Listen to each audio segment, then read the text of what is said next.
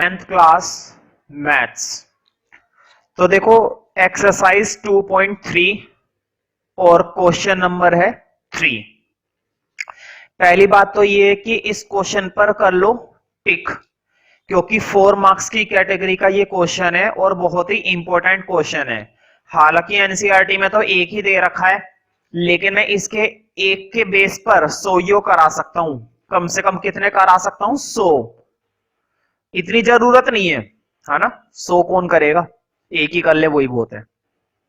तो फिलहाल हम क्वेश्चन नंबर 3 करेंगे, क्योंकि ये एक इंपॉर्टेंट क्वेश्चन है, तो इस पर टिक कर लेना। अक्सर पेपर में इस टाइप का क्वेश्चन सेक्शन डी के अंदर देखने को मिलता है, मतलब कि 4 मार्क्स में देखने को मिलता है। तो स्टार्ट करते हैं। पहले मैं तुमसे एक छोटी मोटी बातें पूछ लेता हूं, और मुझे मालूम है वो बातें तुम मुझे जरूर बताओगे, क्योंकि वो बातें मैंने तुम्हें पहले भी बताई हैं जब ये चैप्टर शुरू किया गया था।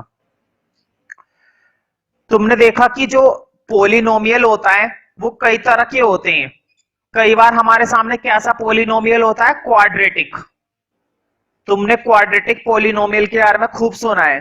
क्वाड्रेटिक पोलिनोमियल ऐसा पोलिनोमियल है जिसके कितने जीरोस होते हैं? 2। कितने जीरोस होते हैं? 2। ठीक है। एक होता है हमारा क्यूबिक पोलिनोमियल। बोलो कौन सा पोलिनोमियल होता है? क्यूबिक। क्यूबिक की भी अपनी खासियत होती है, इसके 2 जीरो नहीं होते। इसके कितने जीरो होते हैं? 3। इसके हमारे पास कितने जीरो निकल कर आते हैं? 3। ये बातें मैंने पहले भी बता रखी है, मैं एक बार फिर से रिपीट कर रहा हूं तो क्या हो गया।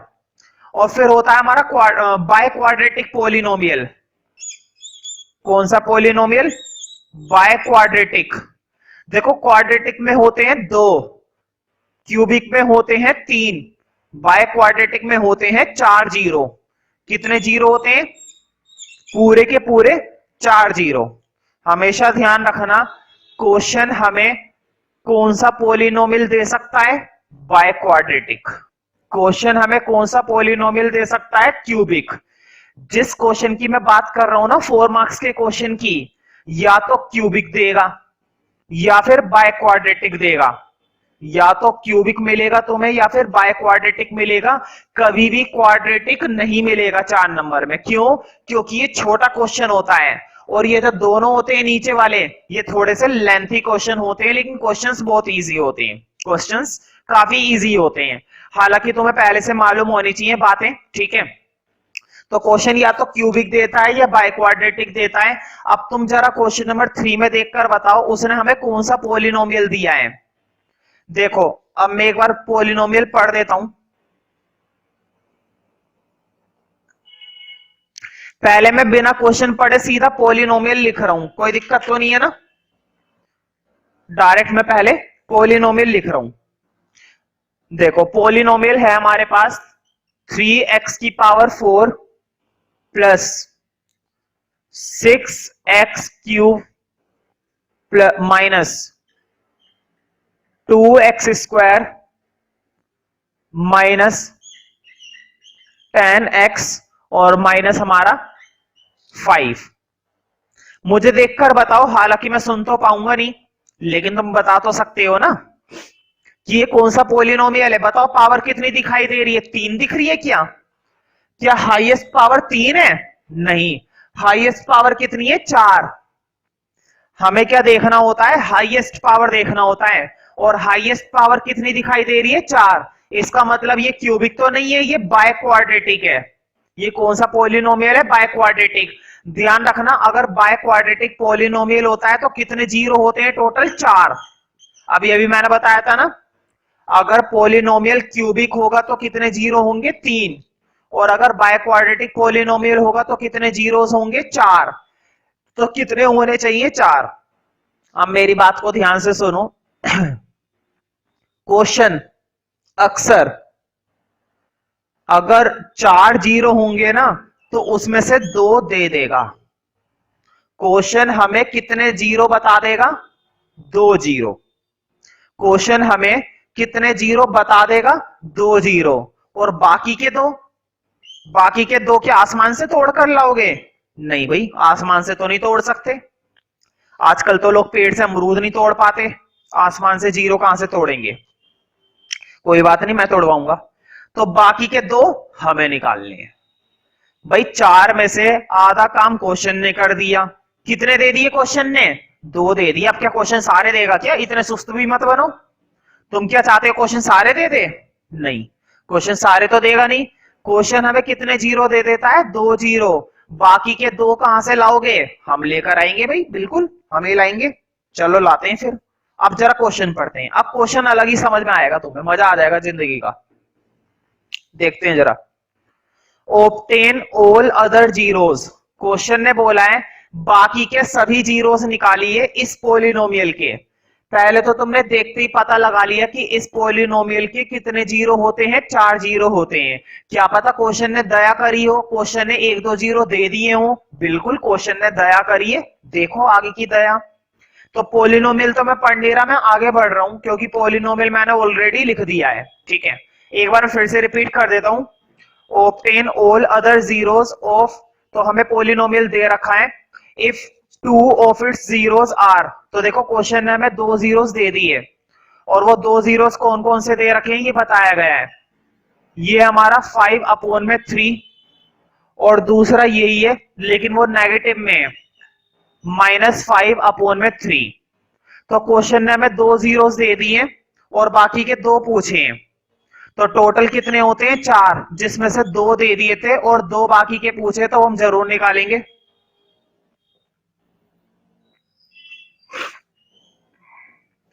तो देखो 2 जीरोस दे रखे हैं तो लिखो वी हैव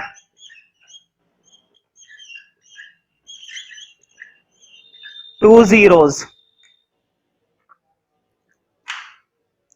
तो देखो पहला जीरो में दे रखा है x इक्वल टू √5/3 और दूसरा जीरो दे रखा है x इक्वल टू √5/3, लेकिन ये वाला रूट हमारा माइनस का है। तो देखो इससे आगे का स्टेप अब तुम कर सकते हो। ये जो प्लस की √5/3 है इसको इधर ले आओ और माइनस का √5/3 इसको इधर ले जाओ और दोनों के साइन बदले जाएंगे। करके देखो एक बार जरा। तो देखो अगर तुमने एक स्टेप करा है तो बहुत ही बढ़िया बात है मेरे हिसाब से, और नहीं करा है तो भी कोई दिक्कत नहीं है, मैं किस लिए हूं यहाँ पर। तो करते हैं जरा। मुझे बताओ √5/3 इधर है और इधर भी √5/3 है, लेकिन यहाँ पर माइनस का है और यहाँ पर प्लस का है। देखो इधर बोर्ड पे जरा 2 मिनट का फोकस करो बस। ये √5/3 इधर ला रहा हूं, इधर आके ये क्या हो जाएगा? माइनस का। मुझे बताओ क्या ये √5/3 इधर आके क्या हो गया? माइनस का, और इधर क्या बच गया? 0। भाई तुमने √5/3 इधर लिया है, ये चीज इधर की आती प्लस की थी। क्या यहाँ पर तुम्हें रूट के बाहर कोई साइन दिख रहा है? कोई साइन नहीं दिख रहा ना, इसका मतलब ये टर्म यहाँ पर क्या थी? प्लस की थी। ये √5/3 इधर आके क्या हो गया? माइनस। अब जरा उधर देखते हैं भाई। मुझे बताओ क्या ये √5/3 यहाँ पर तुम्हें माइनस का दिख रहा है या प्लस का दिख रहा है? भाई अंधा भी देखकर बता देगा। ये तो खैर मजाक वाली बात हो गई, अंधा कैसे देख लेगा। फिलहाल ये वाली टर्म तुम्हें यहाँ पर क्या दिख रही है? माइनस की। तो ये माइनस की टर्म जब इधर आएगी, ये माइनस का √5/3 जब तुम इधर लाओगे तो इधर लाकर ये टर्म क्या हो जाएगी? बोलो। ये टर्म इधर आकर हो जाएगी प्लस। क्या कोई दिक्कत तो नहीं है? होनी भी नहीं चाहिए क्योंकि बिल्कुल आसान तरीका है। अगर दिक्कत है तो बेकार है उसकी जिंदगी, उसे मैथ्स की नॉलेज नहीं है फिर। तो देखो ये 2 चीजें तुम्हें दिखाई दी। अगर तुम्हें ये 2 चीजें समझ में आ गई है ना, समझो तुम्हारा क्वेश्चन आधा सोल्व हो गया। ये मत समझना कि आधा सोल्व हो गया है, ये तो मैं बोल रहा हूं मजाक के लिए, है ना। इतना सा करने से आधा होता है क्या? कोई 2 स्टेप कर दिए तो क्या क्वेश्चन आधा सोल्व हो गया? नहीं, ऐसे नहीं होता। अब एक छोटा सा काम करना है, बहुत ही छोटा सा काम, ज्यादा बड़ा काम नहीं है। अक्सर क्या होता है लोग छोटे काम नहीं करते, बड़े बड़े काम करते हैं, और होता उनसे छोटा भी नहीं है ना। तो हम तो छोटा ही करेंगे भाई, हम उन लोगों की तरह नहीं है। हम तो पहले क्या करते हैं? छोटा, फिर करते हैं काम बड़ा। तो देखो मुझे बताओ ये नेगेटिव वाली टर्म यहां पर लिख लूं अगले स्टेप में? देखो मैंने तो ऊपर लिखा है, तुम तो अपने रजिस्टर में नीचे कंटिन्यू करते रहना, मेरे पास तो स्पेस है नहीं तो मैं नीचे कहां से लिखूंगा। तो पहले मैंने माइनस वाली टर्म उठाई, समझ में आ रहा है ना बात?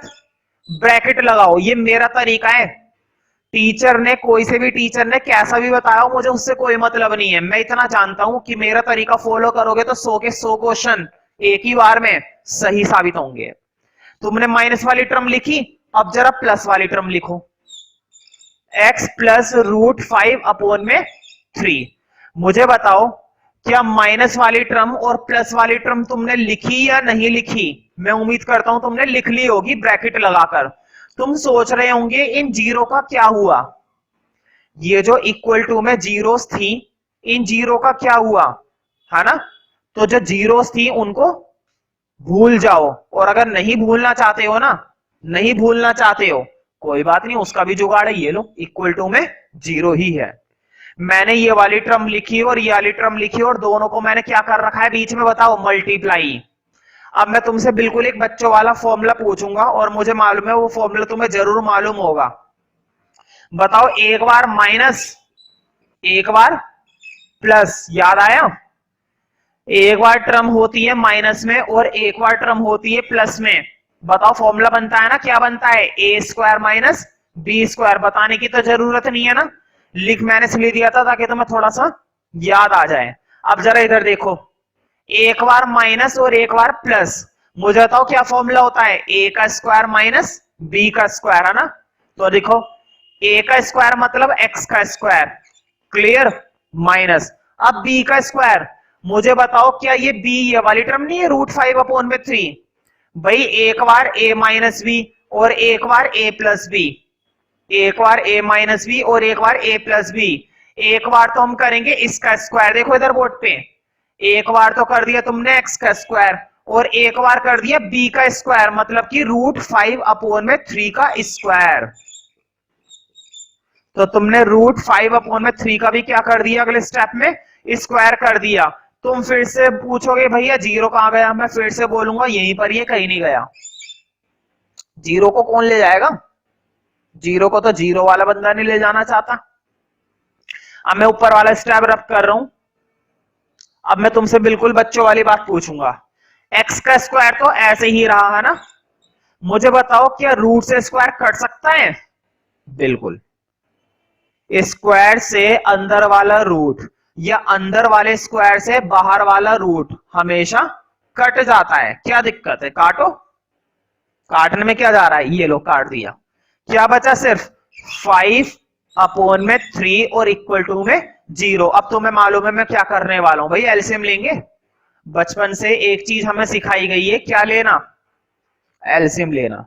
तो देखो एलसीएम ही लेंगे, और कोई नई चीज तो मेरे पास है भी नहीं।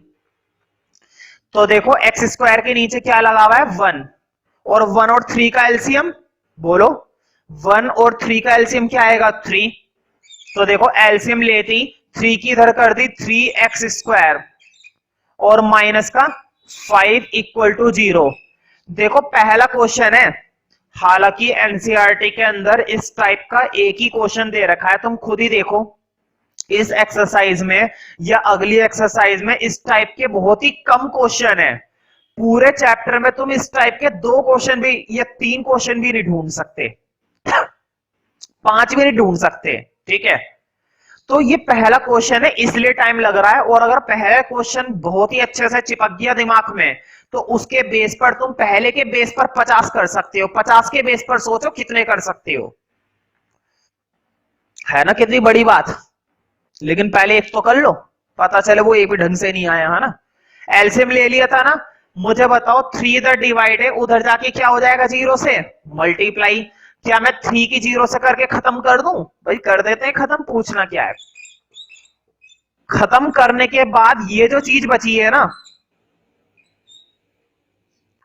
मुझे बताओ खत्म करने के बाद ये जो 3 डिवाइड में था, मैंने उस 3 को वहां पर पहुंचा दिया और वो 3 0 के साथ क्या हो गया? मल्टीप्लाई हो गया, खत्म हो गया मतलब। तो खत्म होने के बाद ये जो इक्वेशन आई है, हमेशा ध्यान रखना। अब इस क्वेश्चन का सबसे इंपॉर्टेंट पार्ट आ रहा है जहां पर बच्चों को कंफ्यूजन हो जाती है। तुमने 9th क्लास में डिवाइड करना सीखा है, एक पोलिनोमियल से दूसरे पोलिनोमियल को कैसे डिवाइड देते थे। और 9th क्लास की बात भी छोड़ो, हमने इसी चैप्टर में भी सीखा था कि किस तरह से हम डिवाइड देते हैं नहीं। देखो ये जो आएगी ना इक्वेशन, ये जो पोलिनोमियल आता है, तुम्हें इस पोलिनोमियल से उस पोलिनोमियल को डिवाइड देना है जो क्वेश्चन ने हमें दिया था। इस पोलिनोमियल से उस पोलिनोमियल को तुम्हें क्या करना पड़े करेगा, हर बार डिवाइड करना पड़े करेगा। और डिवाइड करना मैंने तुम्हें खूब अच्छे से सिखाया है, इसलिए मैं उम्मीद करता हूं कि ये क्वेश्चन इससे आगे का तुम खुद से करोगे अभी के अभी बैठकर। देखो तुमने चैप्टर 1 में यूक्लिड डिवीजन एल्गोरिथम करिए a equal to B cube plus R, है ना भाई। ये एल्गोरिथम हमने चैप्टर 1 में बहुत ही ज्यादा अच्छे से करी है, जहां पर तुम्हें आर का मतलब मालूम है। आर क्या होता था वहां पर, रिमाइंडर। क्यू क्या होता था, कोशेंट। और बी वो होता था जिससे हम डिवाइड देते हैं, और ए वो होता था जिसको डिवाइड दिया जाता है। अब हम चैप्टर 2 में जब पढ़ रहे हैं तो चैप्टर 2 में इसको थोड़ा सा चेंज करते हैं। आर को, रिमाइंडर को अब मैं लिखूंगा आर एक्स। क्यू को क्या लिखूंगा, क्यू एक्स। समझ रहे हो, आर अब रिमाइंडर तो है लेकिन वो पोलिनोमियल का है। क्यू अब रिमाइंडर तो है लेकिन वो पोलिनोमियल का है। बी अब रिमाइंडर तो है, सॉरी बी अब डिवाइजर तो है लेकिन वो जी एक्स है। और ए की जगह अब हम इस्तेमाल करेंगे पी एक्स। तुम्हें मालूम है ना, पी एक्स को डिवाइड दिया जाता है जी एक्स से, और जिससे काटते हैं क्यू एक्स, और जितना बचता है वो रिमाइंडर, और बीच का प्लस बीच में। मतलब अब तुम्हें उसी थ्योरम को चेंज कर दिया है। और क्या चेंज कर दिया है, P X, G X, Q X और आर एक्स। देखो क्वेश्चन कैसे आता है, बोर्ड पे देखो कितनी चीजें हैं। P X 1, G X 2, Q X 3, R X 4। Total चीजें कितनी है, 4। 4 में से वो 3 देते हैं, चौथी पूछते हैं। कोई सी भी पूछ सकते हैं। देखो पी एक्स दिया, जी एक्स दिया, क्यू एक्स दिया, रिमाइंडर पूछेंगे। पी एक्स दिया, जी एक्स दिया, रिमाइंडर दिया, क्यू एक्स पूछेंगे। पी एक्स दिया, क्यू एक्स दिया, आर एक्स दिया, जी एक्स पूछेंगे। 4 में से कोई सी भी 3 टर्म देते हैं और चौथी टर्म्स पूछते हैं। हाँ 3 टर्म देंगे जरूर, ऐसा नहीं कि 3 टर्म नहीं दी, 3 टर्म वो जरूर देंगे। ठीक है, बिना 3 टर्म के हम काम नहीं कर सकते हैं। तो देखते हैं कैसे डिवाइड दिया जाएगा। जैसा कि क्वेश्चन नंबर 4 के अंदर देखो, on dividing x cube minus 3x square plus X plus 2। देखो हमने इसको डिवाइड दिया है, ध्यान रखना जिसको डिवाइड दिया जाता है ना वो px होता है। मतलब क्वेश्चन ने हमें क्या दे रखा है, px। हमने क्योंकि इसको डिवाइड दिया है, इस पोलिनोमियल को, और ये क्या है, x cube minus 3x square plus X plus 2। हमने इसको डिवाइड दिया है इसलिए ये हमारा क्या है, px।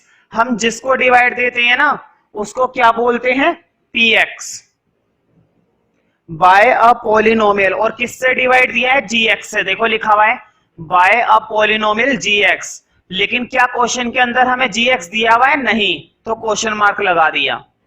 आगे देखते हैं, द कोशेंट एंड रिमाइंडर वर। तो देखो उन्होंने हमें दो चीजें दे रखी है, कोशेंट दे रखा है और रिमाइंडर दे रखा है। तो लिख लेते हैं, एक तो उन्होंने हमें कोशेंट दिया है और एक उन्होंने हमें रिमाइंडर दिया है। कोशेंट क्या दिया है, x माइनस 2, और रिमाइंडर क्या दिया है, माइनस 2x प्लस 4।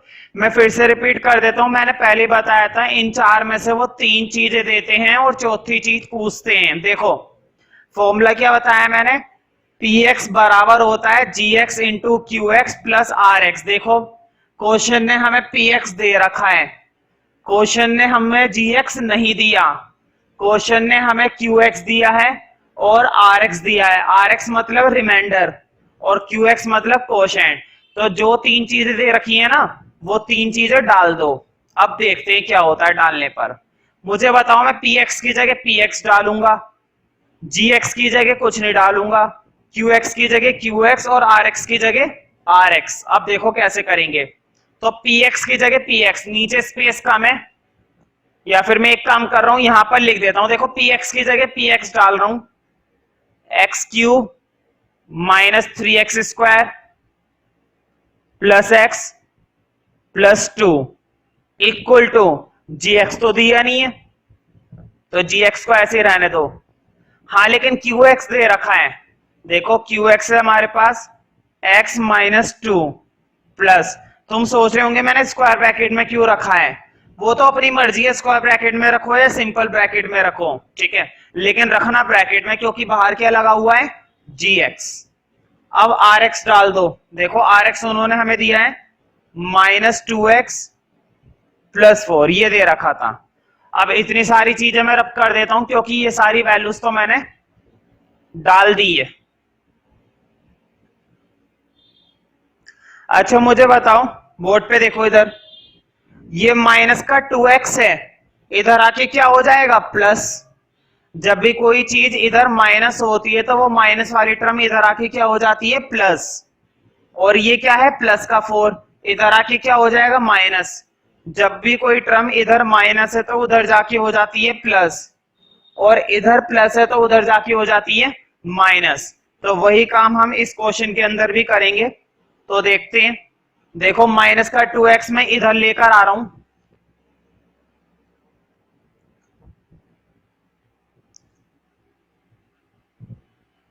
देखो माइनस का 2x इधर आ गया तो इधर आके क्या हो गया प्लस, और प्लस का 4 इधर आया तो इधर आके क्या हो गया माइनस। अब उधर देखते हैं क्या क्या बचा है, देखो उधर क्या बच गया, एक तो बचा है gx और एक बचा है x माइनस 2। देखो थोड़ा सॉल्व कर लो, बोर्ड पे देखो, ये प्लस का x है, ये भी प्लस का 2x है, इधर देखो ये प्लस का x और ये प्लस के 2x, बताओ दोनों जुड़ सकते हैं ना, x और 2x कितने x हो जाएंगे भाई, x में 2x ऐड करते हैं तो कितना होता है 3x, तो कर दो। देखो x cube minus 3x², x और 2x कितने हो गए 3x। अब इधर देखो ये प्लस का 2 है और ये माइनस के 4 है, देखो ये प्लस का 2 और ये माइनस के 4, बताओ 2 में से 4 जाएंगे कितने बचेंगे माइनस के 2 ना भाई, 2 में से 4 जाएंगे तो माइनस के 2 ही तो बचेंगे। इतनी कैलकुलेशन तो तुम्हें आनी चाहिए, 2 में से 4 माइनस करने पर माइनस 2 आता है। gx x minus 2। अब एक लास्ट स्टेप बचा है, अगर वो सही कर दिया तो समझो 50% क्वेश्चन हो गया। देखो मुझे बताओ x माइनस 2 इधर क्या है मल्टीप्लाई है ना, देखो x माइनस 2 यहां पर क्या हुआ है मल्टीप्लाई, और जब कोई चीज इधर मल्टीप्लाई होती है तो इधर आके क्या हो जाती है डिवाइड, यानी कि मैं x माइनस 2 को अगले स्टेप में यहां पर डिवाइड करूंगा।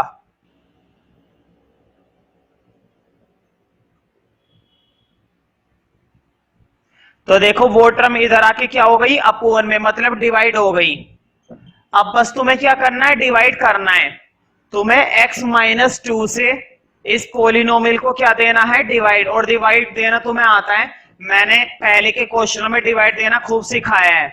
x माइनस 2 से इसको डिवाइड देना बहुत आसान काम है, मैं कर देता हूं। देखो x माइनस 2 से डिवाइड देंगे तो x माइनस 2 को रखो बाहर, और जिसको डिवाइड देते हैं उसको रखते हैं अंदर।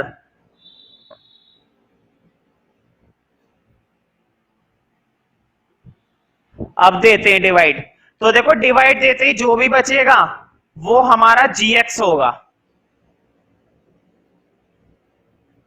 डिवाइड देने पर जो भी आएगा वो हमारा क्या होगा gx। और एक खास बात और मैं तुम्हें बताता हूं, जब भी इस तरह का क्वेश्चन आता है ना px qx gx वाला, रिमाइंडर 0 ही आना चाहिए। अगर रिमाइंडर 0 नहीं आ रहा है समझो कहीं ना कहीं पे तुमने गलती कर दी है, तुम्हारा जो रिमाइंडर आएगा वो हमेशा कैसा आना चाहिए 0। अगर 0 नहीं आ रहा है तो समझो गलती करी, मतलब अब जब मैं डिवाइड करूंगा ना तो डिवाइड करने के बाद जो रिमाइंडर बचेगा वो रिमाइंडर हमेशा 0 बचना चाहिए, तभी समझना कि gx सही आया वरना gx गलत है।